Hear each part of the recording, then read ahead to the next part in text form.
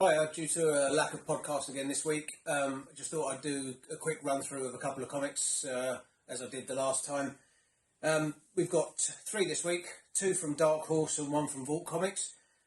We've got Hidden Society, Tomorrow, and Finger Guns. All of these are new series. They all started today. So I'm just going to go through them quickly, give you a bit of a rundown of what they are, what they're about, and whether I think they're good or not, basically. We'll start with Hidden Society from Raphael Scavone and artwork by Raphael Albuquerque. This is a very, very cool book. It's all about magic and the demon world and spirit world, and how some people are basically taken into what I presume will be what's called the Hidden Society. Obviously, it doesn't really tell you that in the first book. As always with Albuquerque's artwork, it looks beautiful. It's a fantastic story. I would say that if you like things like the Magic Order, that sort of stuff, you'll very much like this one. I think that it's going to go places. It's got some really engaging, really interesting characters. The artwork, as I said, is just phenomenal. Yeah, basically I can't praise this one enough. I think it's gearing up to be something quite special. So definitely check that one out, especially if you like that kind of magic and kind of sort of thing as well. We'll go on to Finger Guns, number 1. This is from Vault Comics. It's written by Justin Richards, and Val Halvorsen is the artist. This, without trying to sound a little bit disparaging for it, this comic feels quite simple, but not in a bad way. It's accessible, you know. It's kind of, the story is easy to read.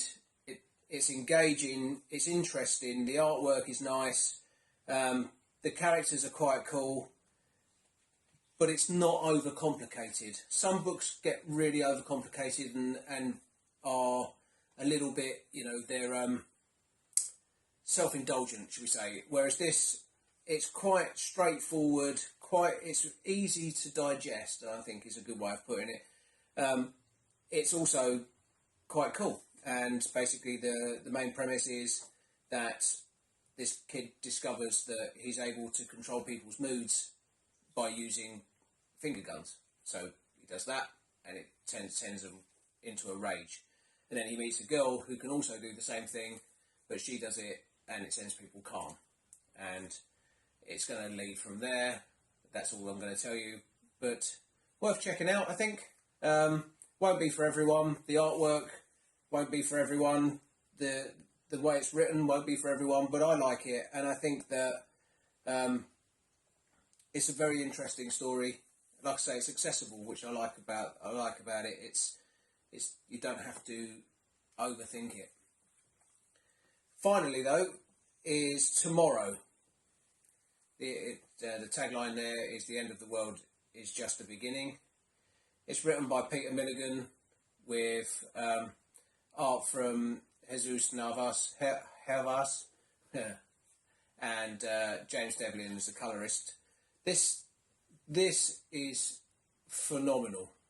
It's just the best way I can describe it. It's just fantastic. It had me absolutely gripped from the beginning all the way through. And for a number 1 to pack in so much gripping stuff, it's a real page turner. It's unusual for me to be to find a comic that I just didn't want to end as a number 1. You know, it's a lot of number 1s. Like, I think both of these 2 are good, but they set the scene, and you can tell they're going to build from there. This doesn't so much set the scene as kind of just chuck you in the middle of this absolute amount of craziness, and it's seen from various different angles. It follows the main protagonist, who is a neuroatypical teenager who is a cellist, and obviously something's going to happen around him, but it also sets up some other characters that are in there, and the world just goes absolutely nuts. And from start to finish, it's just brilliant. You know, it's just brilliant. I can't praise this one enough. It's as I said, it's rare that I don't want.